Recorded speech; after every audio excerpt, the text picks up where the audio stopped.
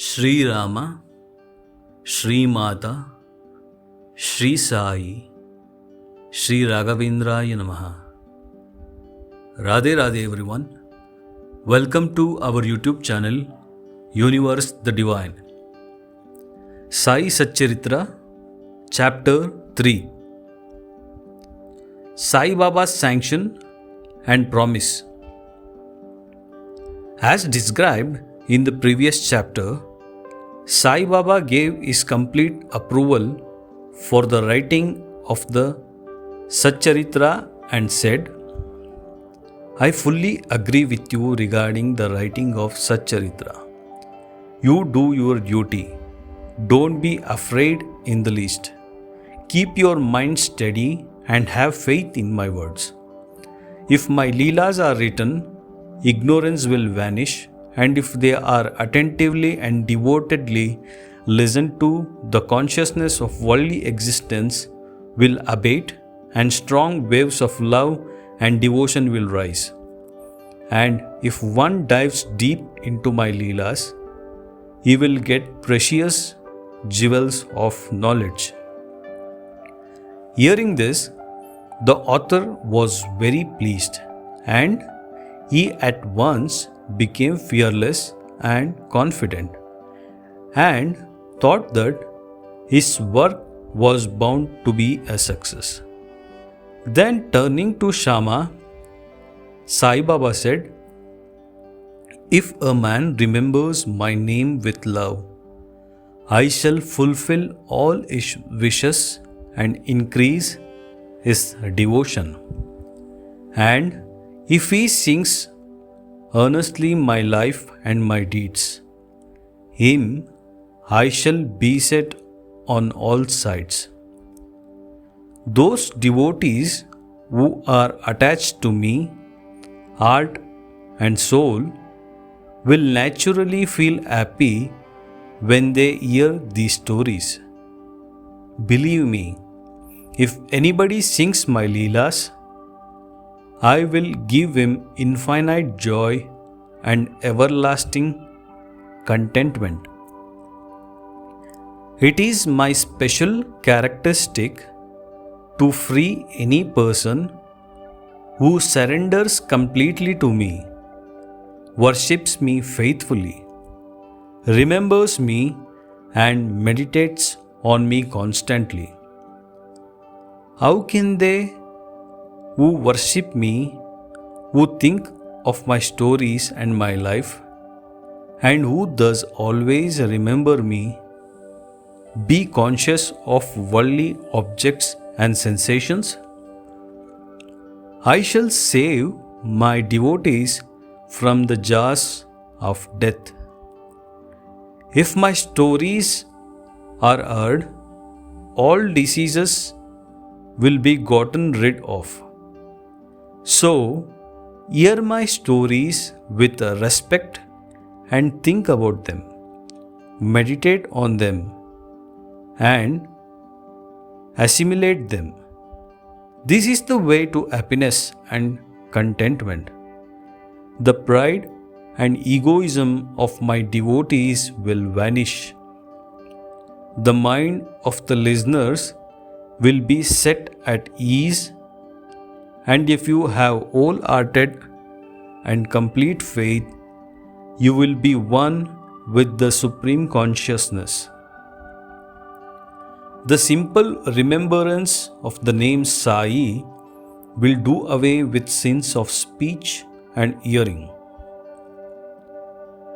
Different works assigned to devotees. The Lord entrusts different tasks to different devotees. Some are given the work of building temples and flights of steps on banks of rivers, while others are made to sing the glories of God. Some are sent on pilgrimages, and I was allotted the work of writing the Satcharitra.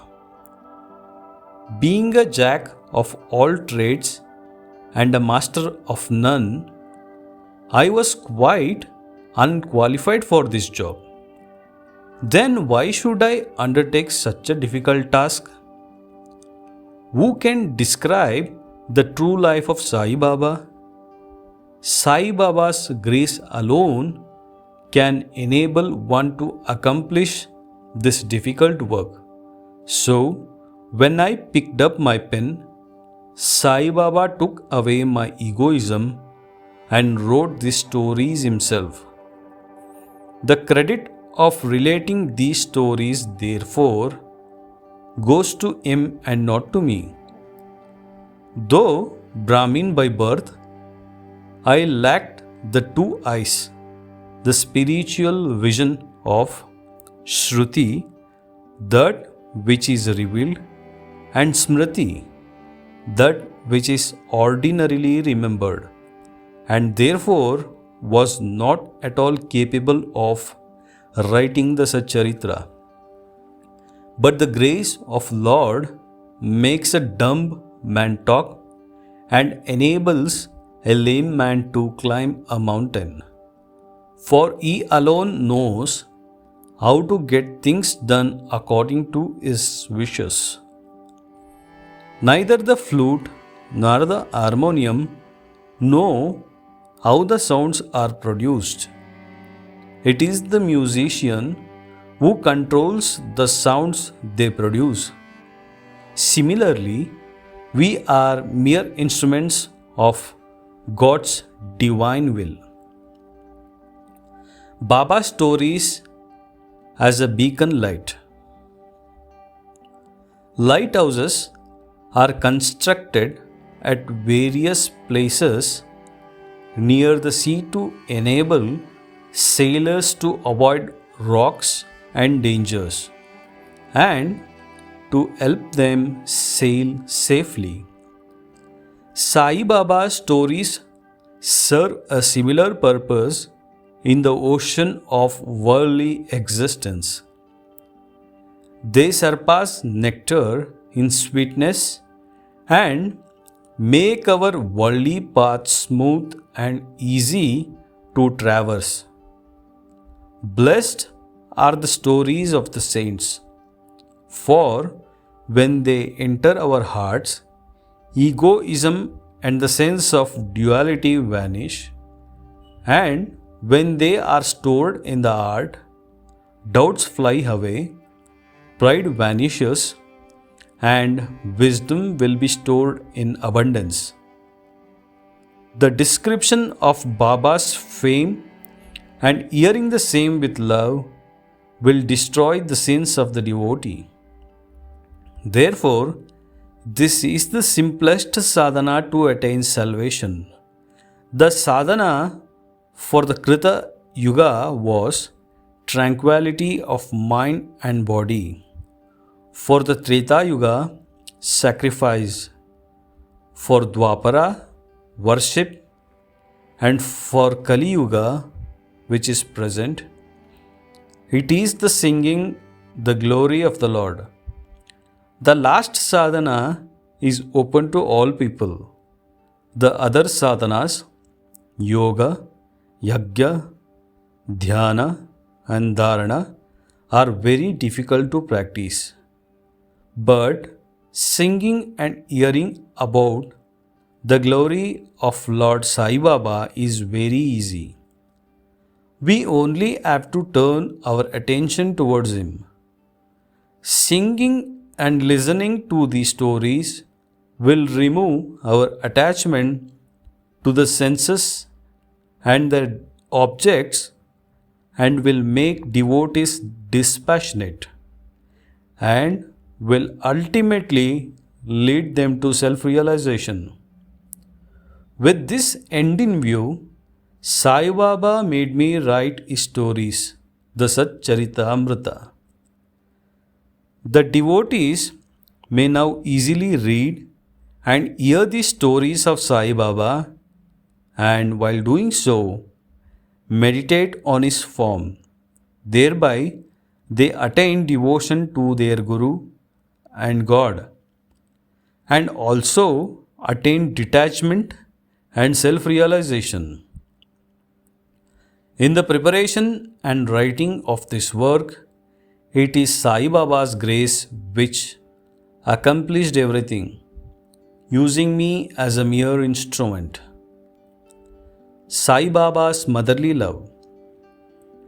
Everybody knows how much a cow loves her infant calf. Her udar is always full, and when the calf wants milk and approaches, out comes the milk in an incessant flow. Similarly, a human mother knows the needs of her child and feeds it on time.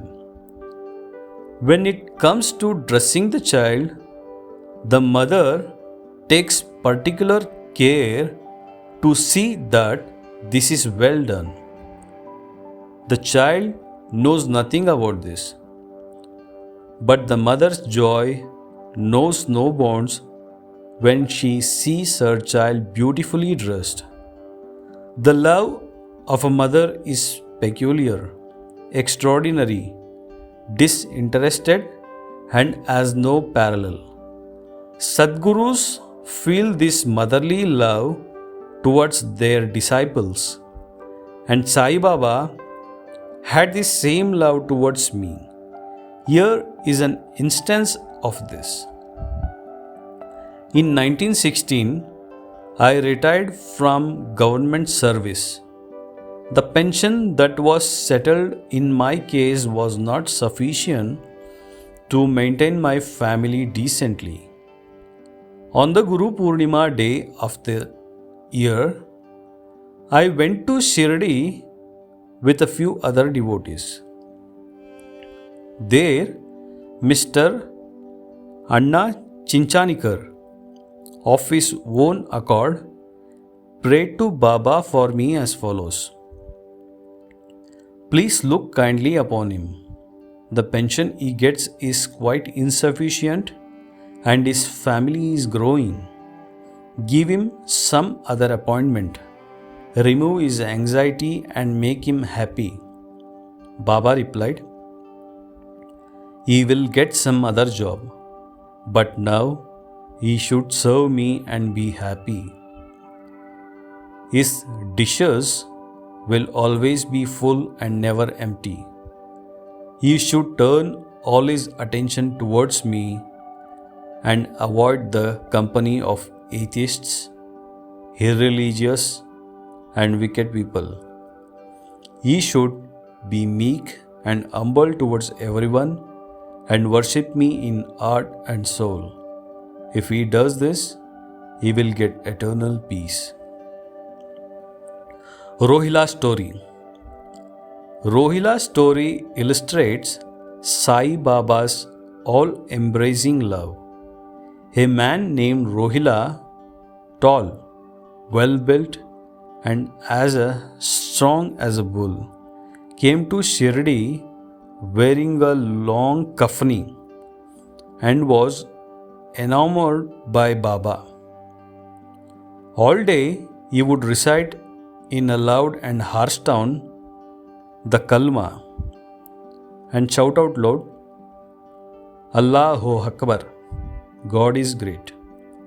The residents of Shirdi who worked in their fields during the day were welcomed with the Rohilla's harsh cries and shouts when they returned home. Their sleep was severely disturbed and they felt very inconvenienced. They suffered in silence for a few days, and when they could not stand it any longer, they approached Baba and requested him to speak to the Rohilla and stop the nuisance. Baba did not attend to their complaint. On the contrary, Baba took the villagers to task and asked them to mind their own business. He said to them that the Rohilla had a very bad wife, a Zantapi, who tried to come in and trouble the Rohilla. But hearing the Rohilla's prayers, she did not dare to trouble him. In fact, the Rohilla had no wife, and by his wife, Baba meant bad thoughts. As Baba liked prayers and cries to God better than anything else, he took the side of Rohilla and asked the villagers to wait and suffer the nuisance, which would abate in due course. Baba's sweet and nectar like words. One day at noon, after the Aarti, devotees were returning to their homes when Baba gave the following beautiful advice. Be wherever you like, do whatever you choose, but remember this well, that all you do is known to me. I am the inner ruler of everyone, and I am seated in their hearts. I envelop all creatures in the movable and the immovable world. I am the controller, the master wire, puller of the show of this universe. I am the mother, the origin of all beings, the harmony of three gunas, the propeller of all senses, the creator, preserver, and the destroyer. Nothing will harm him who turns his attention towards me, but Maya will lash or whip him who forgets me. All beings, the visible, movable, and immovable world, are my body or form. Hearing these beautiful and precious words, I at once decided in my mind to serve no man henceforth but my Guru. But Baba's reply to Anna worried me greatly.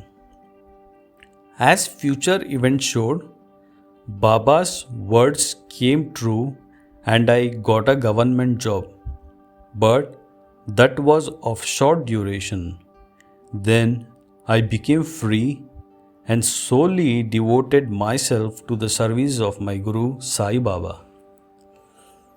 Before concluding this chapter, I request the readers to overcome various hindrances, indolence, sleep, wandering of mind, attachment to senses, and turn their whole and undivided attention to the stories of Sai Baba. Let their love be natural. Let them know the secret of devotion.